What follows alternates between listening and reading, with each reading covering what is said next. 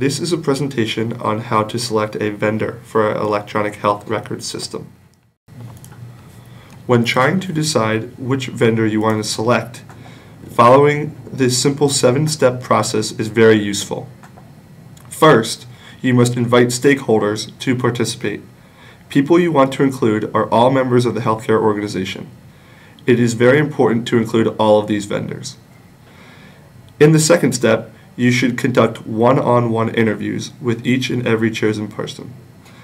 These interviews are of great importance, and the questions asked during these interviews should be brief yet directed to achieve the answer you are seeking. During these one-on-one interviews, you should find out the interviewee's attributes to a good electronic health record system, and then you should arrange the attributes in a hierarchy fashion. Once you find out the different attributes, you try and rate the attributes on a 100-point scale. Once you rate individual attribute levels, you should arrange all the attribute levels from least important to most important. Third, you should invite interviewees to a meeting together so they can revise the consensus model that was found from the one-on-one interviews. Fourth, you should construct an overall consensus among the group for the scoring levels. Fifth, you should then discuss the major differences, not the actual rated numbers, and then you re-rate them. Sixth, you should measure the vendor's performance against the final consensus of the group. And lastly, you should document the whole procedure, like who participated, the group's consensus on the attributes, etc.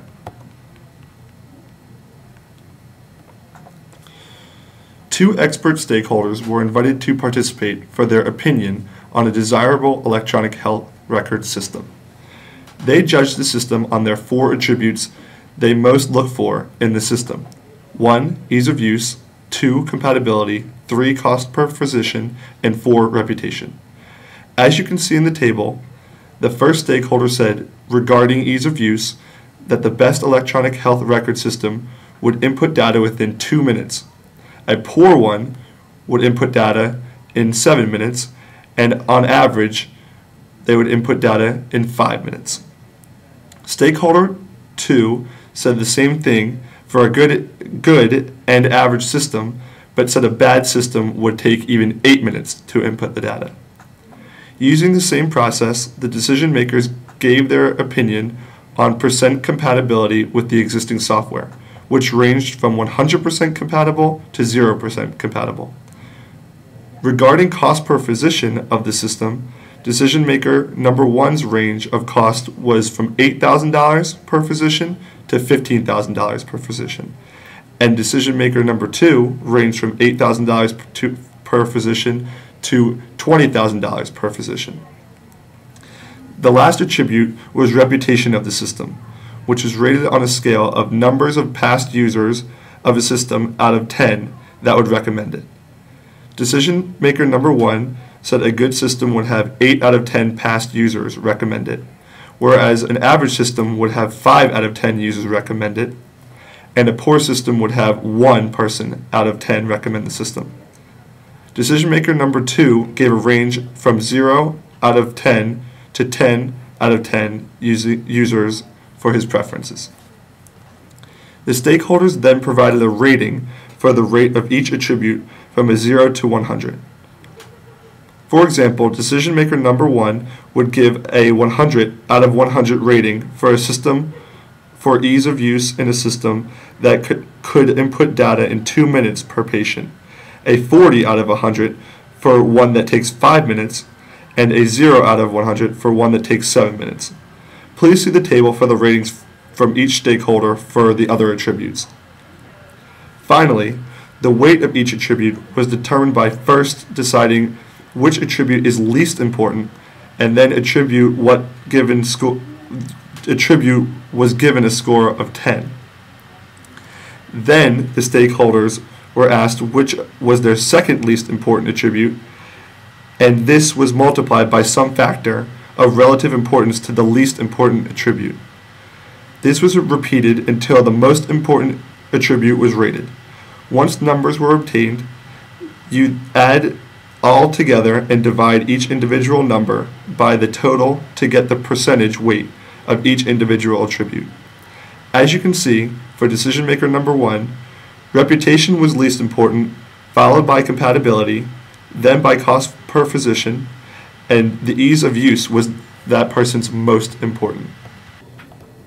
For example, the specific question the facilitator asked the stakeholder after the attributes, levels, and ratings were obtained were, which attribute is least important to you? The stakeholder responded, I think that the reputation of the company is least important to me. Second, the facilitator asked, what is the next least important attribute that you care about, and relatively, how important is it compared to the reputation in your opinion? The stakeholder responded, I feel like the compatibility among systems is not as important as the rest. However, it is 3 times more important than reputation in my opinion. Third, the facilitator asked, next, what attribute is least important to you among the remaining attributes? Can you explain it to me in terms of relative to compatibility? The stakeholder responded, I feel like the cost is important, but not more important to me than ease of use. I think that the cost is 2 times more important than compatibility. Lastly, the facilitator asked, so the ease of use must be your most important factor. How much more important is ease of use to you than the cost? The stakeholder responded, I feel like the ease of use is extremely important. In my opinion, the ease of use is 3 times more important than cost per physician. Once the numbers are obtained, you can calculate the weights. Finally, once all the one-on-one interviews are complete, the group is asked to join together and eventually come to a group consensus on the important attributes and their weights, levels, and ratings. Depicted here is the consensus between the 2 stakeholders. These numbers were found by taking the differences and the similarities found amongst the different stakeholders after their initial ratings. Once a final consensus is made among the stakeholders, you should then calculate which vendor that you are considering is best for the organization or the stakeholders. You do this by collecting the actual ratings for each vendor that you are considering. Here we chose to decide between vendor A, which is GE Healthcare, and vendor B, which is Streamline MD. Once you obtain the levels for each attribute for each vendor, you must determine the rating. You then can calculate which vendor is better by multiplying each attribute's weight, which was determined by the consensus group, by rating that you have given it, which is based on the level of the attribute. Then you must sum each of the numbers together for a final score. The higher the outcome of the calculation, the better the choices. GE Healthcare is the best decision because it has a score of 76, which is higher than Streamline's 56. There are several lessons that we can learn from the consensus development process. First off, we find the value of vendor selection. When an organization is about to invest potentially millions of dollars into an information system, an organization will want to take the time to investigate which vendors fit the individual and group decision makers' top attributes.